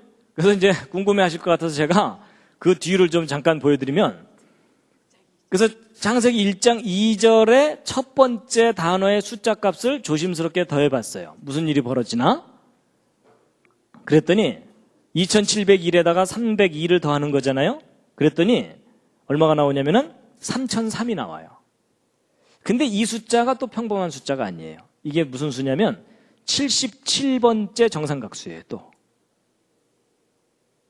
아니면 창세기 1장 1절만 저렇게 완벽하면 됐지? 그 다음 메시지의 첫 단어도 그 완전함과 강하게 연결이 돼 있어요. 뿐만 아니라 이 8번째 단어의 숫자 값을 더하고 난 다음에 이 앞에 있는 이 세 단어는 태초에 하나님이 창조하셨다 이고, 그 뒤에 있는 이 단어들은 피조물들이에요. 하늘, 땅 이런 것들이거든요. 그런데 이 5개의 피조물에 해당되는 이 단어의 숫자 값들을 싹 더했더니 얼마가 되냐면 1801이 나와요. 근데 이 숫자가 또 평범한 숫자가 아니고요. 이 수가 천지창조 전체 2701 정삼각형에 내접하는 가장 큰 정육각형이 있거든요. 이 숫자 값이 1801이에요. 그리고 이 정육각형의 한 변의 길이가 25고 높이가 49고 맨 가장자리 둘레값이 144인데 25는 5의 제곱, 49는 7의 제곱, 144는 12의 제곱, 다 제곱수예요. 제곱수라는 얘기는 정사각형 수라는 뜻이에요. 그러면서 5 더하기 7은 12, 뭐 이렇게까지 짜여져 있어요. 이제 거의 표정이 이제 포기하신 표정입니다. 네? 자, 이제 이쯤에서 빨리 결론을 좀 내달라는. 자, 그래서 이제 마지막으로 총정리한 그림입니다. 이거는요. 여러분, 이 작은 다윗별 하나가 37 다윗별이라고 한번 해보세요. 그리고 이것을 73개를 모아서 큰 다윗별을 만든 거예요. 그러니까 각각이 37인데 그게 73개 모여있으니까는 어쨌든 전체 값, 숫자 값은 2701이죠. 요게 창세기 1장 1절 메시지 숫자 값이라 그랬죠. 그러니까 창세기 1장 1절을 이제 총 정리해 놓은 다윗별이에요. 근데 요걸 분석해 보면 세 파트로 나눌 수가 있는데, 이 파란색으로 된 중심 부분, 빨간색으로 된 가장자리 부분, 그 경계면에 까만색이 이렇게 있죠. 근데 이 파란색의 개수는 19개고 까만색 별의 개수는 18개고 이 가장자리에 있는 이것은 모두 66이 36그래서 36개인데 각각이 37이잖아요. 그래서 이 숫자 값들을 곱하면은 파란색은 703, 땅의 창조 숫자 값이 나오고, 그 다음에 이 두 번째 이 까만색은 666 숫자가 나와요. 그리고 이 가장자리 수는 이 1332가 나오는데 이게 지금 4자리의 숫자가 돼서 그렇지 1하고 2를 더하면 3이죠. 3이 아까 하늘의 수라 그랬죠. 그렇죠? 하나님 신성과 관계된 결국 무슨 얘기냐면 하늘과 땅 사이를 누가 가로막고 있어요? 666이 가로막고 있어요. 오 마이 갓. 놀랍게도 성경 창세기 1장 1절 속에 계시록에 나오는 그 내용이 계시가 되어 있는 거예요. 그래서 여러분 성경에 어떤 말씀이 있냐면요. 창조자 하나님께서 무슨 말씀하시냐면 내가 태초에 장래일을 다 말하여 놓았다. 이 얘기를 하세요. 근데 너희들이 나중에 맨 마지막에 그 모든 걸 다 확인하게 되면 꽤 놀랄 거다. 이러셨어요. 그리고 결론이 뭐냐면 그런즉 너희가 나를 여호와인 줄 알리라. 내가 이 모든 역사를 처음부터 끝까지 섭리하는 존재인 줄을 너희가 알게 될 것이다. 이런 얘기를 하십니다.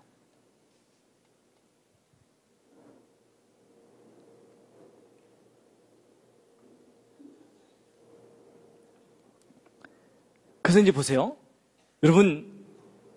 여러분이나 저는 이미 하나님을 믿고 성경을 믿으니까 성경을 귀하다고 생각하잖아요.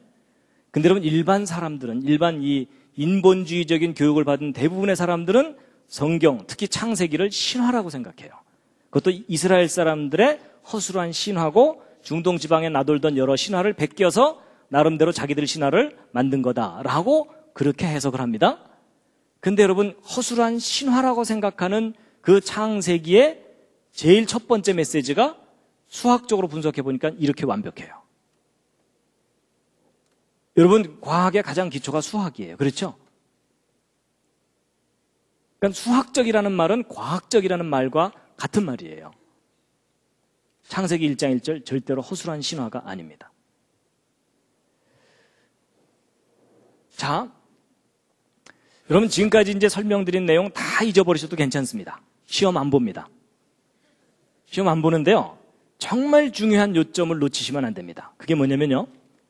여러분 이 창세기 1장 1절에 이 28개의 알파벳으로 된 이 메시지 중에 알파벳 하나라도 빠지거나 다른 알파벳이 끼어 들어가면 이 숫자 값들이 틀려지죠.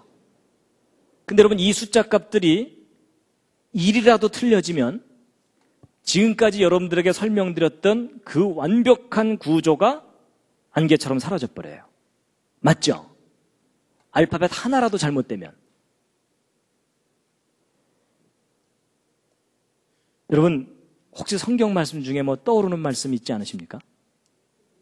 1.1획이라도. 여러분 2000년 전에 창조자 하나님께서 사람의 모습으로 오셨어요. 예수 그리스도이시죠. 그렇죠? 근데 그 예수 그리스도께서 마태복음 5장에 산상수훈 중에 무슨 말씀을 하시냐면 내가 율법이 뭐냐면 이 모세오경이에요. 그렇죠? 창세기부터 시작되는 율법이나 선지자나 폐하러 온 줄로 생각지 말라. 자, 이제 내가 왔으니까 율법 없던 걸로 치자. 이러려고 오셨다는 게 아닙니다. 폐하러 온 것이 아니고 완전케 하려고 왔다. 그러시면서 그 다음 하시는 말씀이 뭐냐면 내가 진실로 너희에게 이르노니 천지가 없어지기 전에는 이 율법에 이 창세기부터 시작된 이 율법에 1.1획이라도 반드시 없어지지 아니하고 다 이루리라 하신 그 말씀이 사실입니다.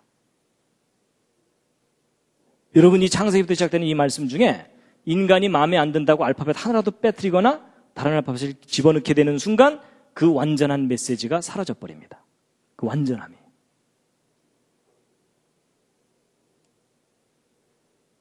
제가요, 이 논문 내용을 접하기 전에도 성경은 참 귀한 하나님의 말씀이다라고 그렇게 인정하고 고백을 했었는데 제가 이 논문 읽고 이해하고 나서 결심을 한 게 하나 있습니다. 그게 뭐냐면 내가 띨띨해서 이해를 못하면 이해를 못했지 이 성경의 기록이 틀릴 리가 없다예요.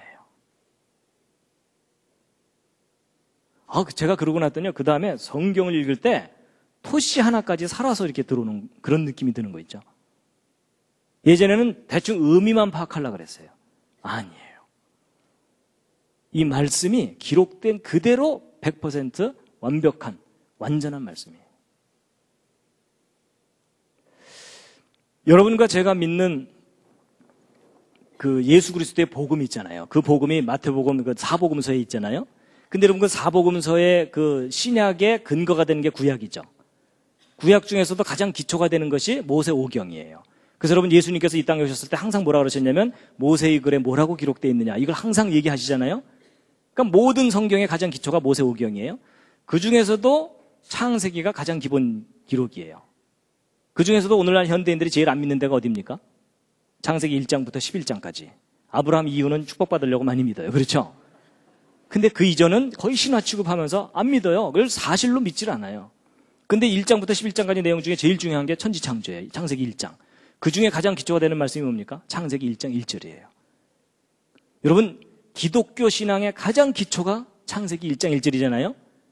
그 기독교 신앙을 떠받치고 있는 그 첫 번째 메시지가 지금 보신 것처럼 이렇게 완전해요. 여러분, 성경 말씀은 인간이 인정한다고 완전한 게 아니고요. 여러분이 오늘부터 인정 안 하셔도 그것과 아무 상관없이 성경 말씀이 그 자체로 완전합니다. 제가 이 사실을 깨닫고 나서요. 야, 내가 얼떨결에 믿었는데 제대로 믿고 있구나. 여러분, 그게 은혜예요. 여러분이나 저나 뭐 저거 알고 믿었습니까? 모르고 믿었잖아요. 그렇죠? 잘 안 믿어지면 믿습니다 하면서 숫자에 힘 많이 주면서 하여튼 버텨왔잖아요. 그렇죠? 그런데 믿고 났더니 제대로 믿고 있던 거란 겁니다. 여러분, 지구상에 있는 그 수많은 종교의 그 경전 중에 이렇게 완전한 메시지가 있으면 한번 가져 나와 보세요. 이건 객관적으로 완전한 메시지. 그래서 여러분, 인간이 태어나서 죽을 때까지 수많은 메시지를 듣고 살아요. 밥 먹어라, 학교 가라 뭐 이러면서 듣고 살잖아요. 근데 인간이 귀로 들을 수 있는 메시지 중에 가장 완전한 메시지가 태초에 하나님이 천지를 창조하시니라. 그 메시지입니다. 저는 저 말씀이 믿어진다는 게 기적입니다. 기적.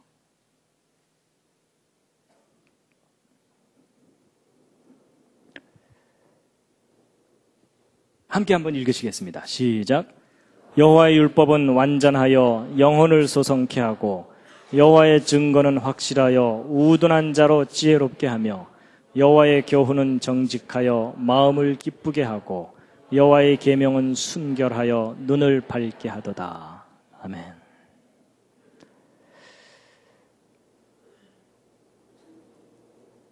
여러분, 아까 그 예수님이 하신 말씀 마태복음 5장이요. 함께 읽으시겠습니다. 시작. 내가 율법이나 선지자나 폐하러 온 줄로 생각지 말라. 폐하러 온 것이 아니요 완전케 하려 함이로라. 진실로 너희에게 이르노니 천지가 없어지기 전에는 율법의 1.1획이라도 반드시 없어지지 아니하고 다 이루리라.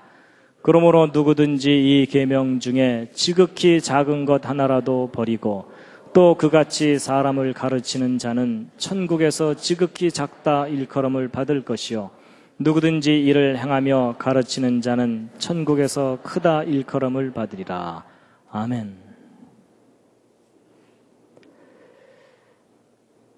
자, 여러분, 창세기 1장 1절의 비유를 이제 말씀드렸는데 감격스럽지 않으십니까? 근데 이제 보너스로 한두 가지 말씀드릴 텐데, 보너스입니다, 이건. 뮤직. 여러분, 피아노 건반 속에 이 창세기 1장 1절에 이 숫자들이 숨어 있는 거 아세요? 오 마이 갓. 여러분, 이게 무슨 말이냐면요. 여러분, 피아노 건반을 보면 여기 도움이 이렇게 있잖아요. 아랫도 윗도 이렇게 얘기하죠. 그래서 요거 한 간격을 한 옥타브 이렇게 얘기하죠.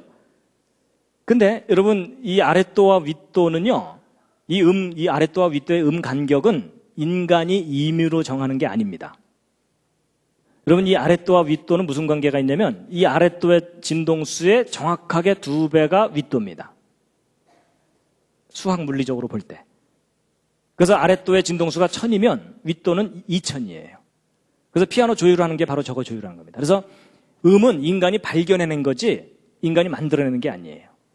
이미 우주 안에 있는 질서를 발견했고 그 조화를 이용해서 우리가 음악을 즐기는 겁니다. 그리고 이 도레미파솔라시도도 이거 대충 레라고 하자, 뭐 미라고 하자 이래갖고 정하는 게 아닙니다. 이 음과 음 사이의 완벽한 수학적 질서와 조화를 이루는 음들을 찾아내갖고 그걸로 화음을 이루는 겁니다. 그래서 여러분, 음악이 수학이에요. 그래서 여러분, 컴퓨터가 뭐를 하는 거냐면 수학 계산하는 기계거든요.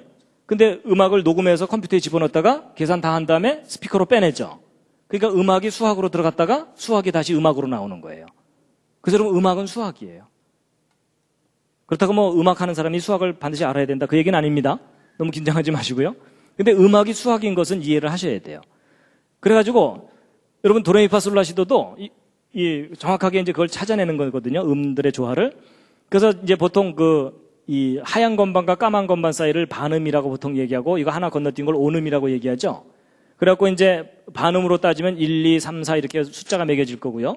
오음으로 따지면 하나 건너뛰어야 되니까 하나 건너뛰어서 2, 3, 그 다음에 하나 건너뛰어서 4, 또 건너서 5, 6, 7 이렇게 되겠죠.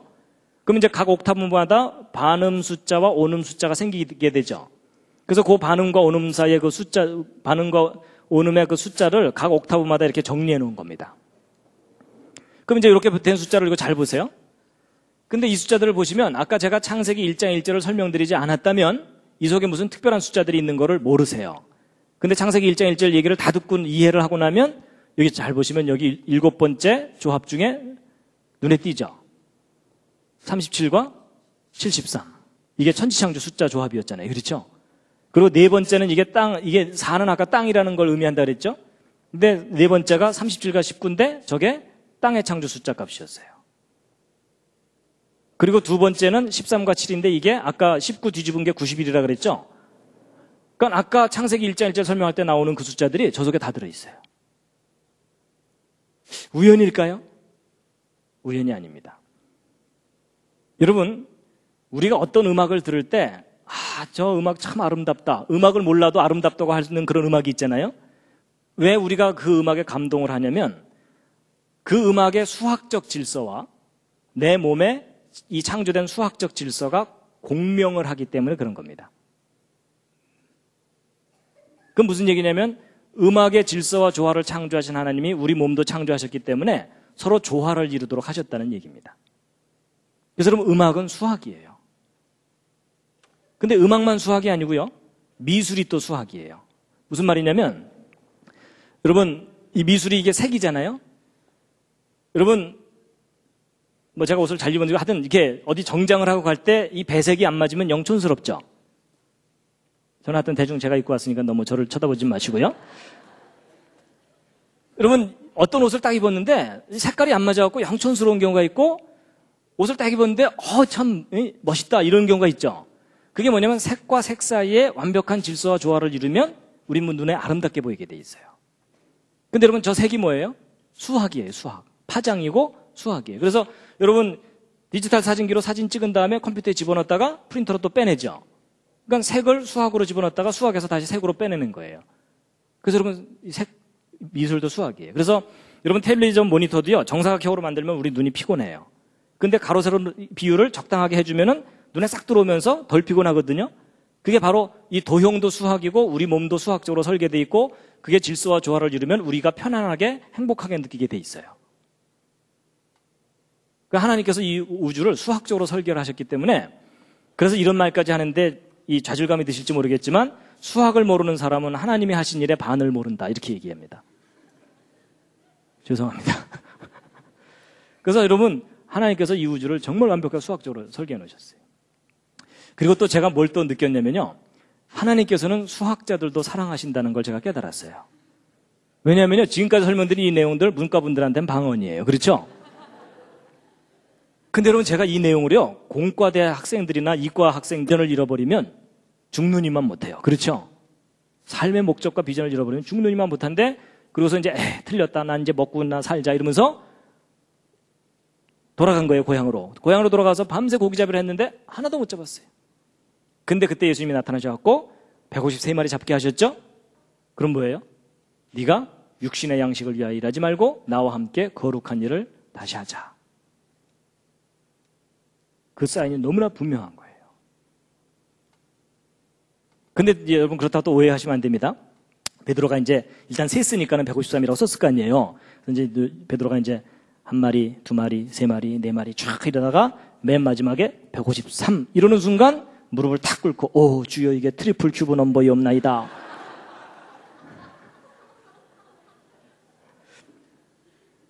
그랬을까요? 아닙니다. 여러분 베드로는 저런 내용을 구체적으로 알 리가 없어요. 왜냐하면 성경을 보면 베드로는 일자무식 어부라고 돼 있어요. 맞죠?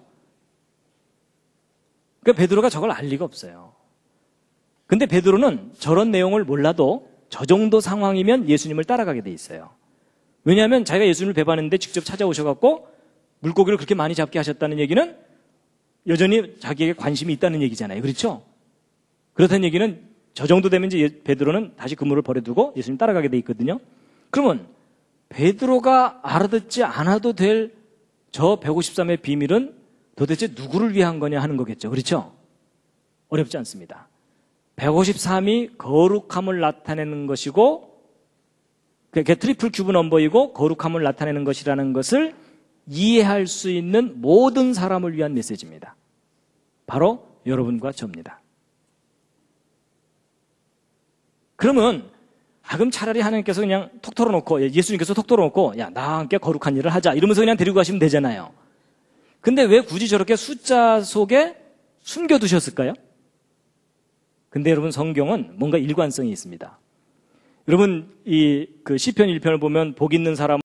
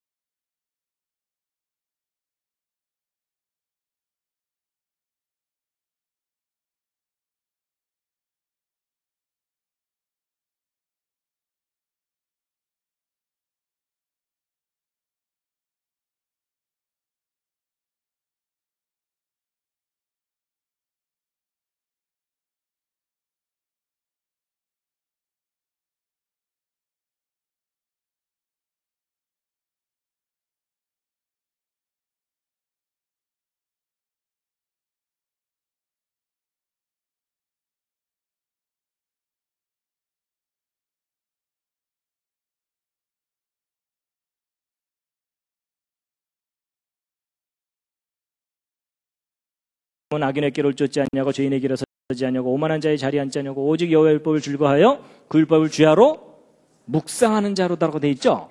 여러분 묵상이라는 게 뭐냐면 여러분 성경 말씀을 한 번 읽고 다 깨달을 수 있으면 더 이상 읽을 필요도 없고 묵상할 필요도 없어요. 맞죠? 근데 왜 하나님께서 우리에게 묵상을 하게 하시냐면은 한 번 읽고서는 뜻이 들어오지 않는 중요한 것들을 그 속에 숨겨두셨어요.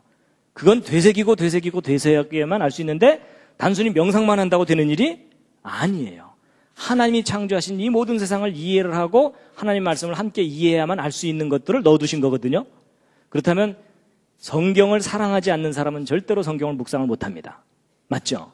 하나님의 말씀을 사랑하는 사람들에게 하나님 말씀을 되새기다가 이런 놀라운 것을 숨겨두셨구나 하고 발견하게 하신 거예요. 보물을 발견하게 하시는 거죠. 이해가 되십니까? 예. 그래서요, 여러분 이 트리플 큐브 넘버는 세 자리 숫자 중에 있을 거거든요. 그럼 100하고 999 사이에 이 숫자들 속에 있을 텐데 트리플 큐브 넘버가 딱 4개가 발견됩니다.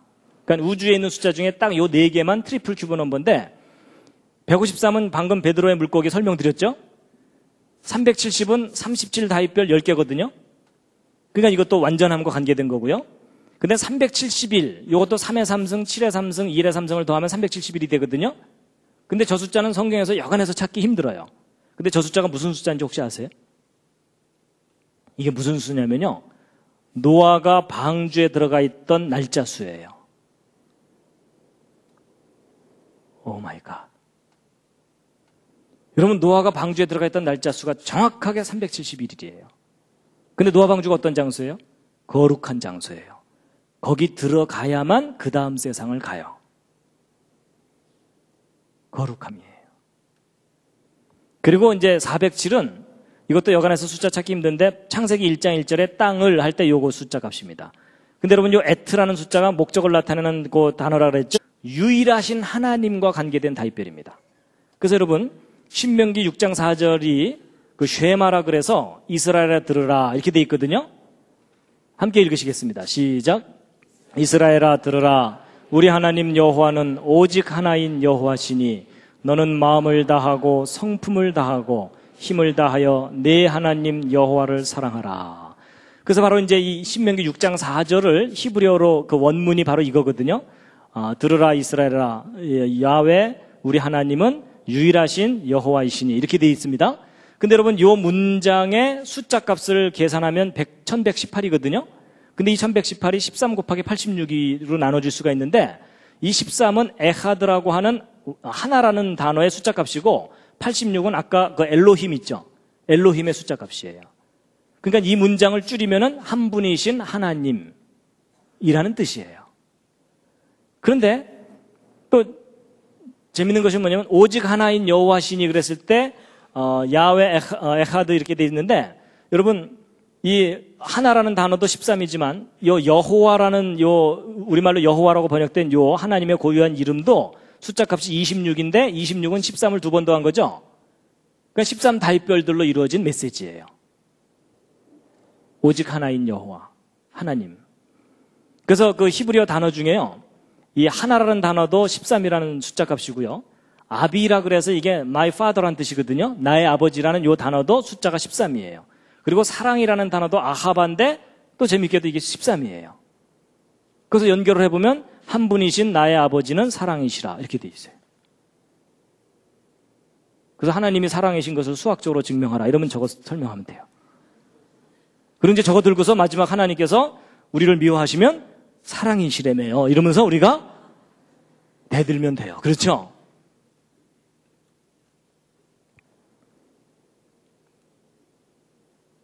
그리고 여러분 요한복음 1장 1절도 아까 제가 맨 처음에 시작할 때 읽은 말씀이거든요. 태초의 말씀이 함께 읽으시겠습니다. 시작.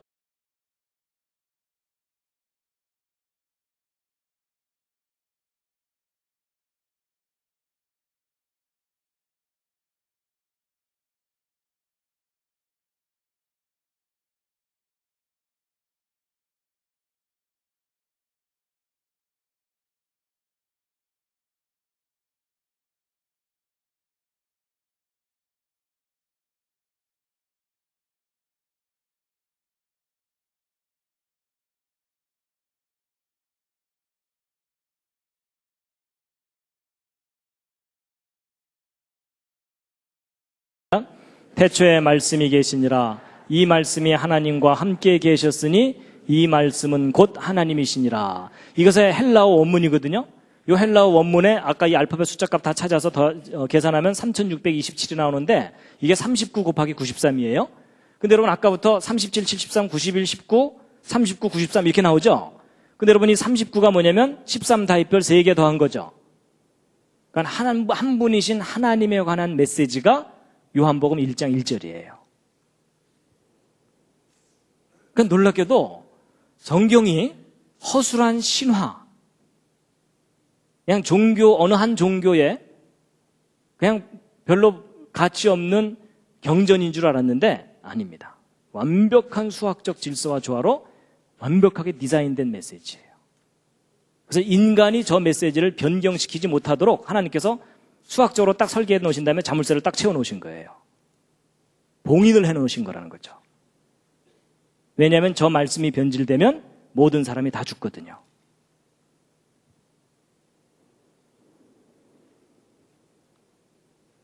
자, 여러분 오늘 길게 말씀드렸지만 요점은 참 간단합니다. 뭐냐면 하나님의 말씀이 우리를 살리는 완전한 말씀이라는 겁니다. 함께 읽으시겠습니다. 시작. 여호와의 율법은 완전하여 영혼을 소성케 하고 여호와의 증거는 확실하여 우둔한 자로 지혜롭게 하며. 아멘. 그래서 저도 부족하지만 무슨 결심을 하냐면요, 하나님의 말씀이 나를 변화시켜야지 내가 하나님의 말씀을 변화시키려고 그러면 안 된다. 저 그 생각합니다. 보통 사람들이요, 또 많은 신학자들이 하나님의 말씀을 변화시키려고 그래요. 시대에 맞게. 아닙니다. 하나님의 말씀이 우리를 변화시켜야 됩니다. 마지막 꽃다발입니다.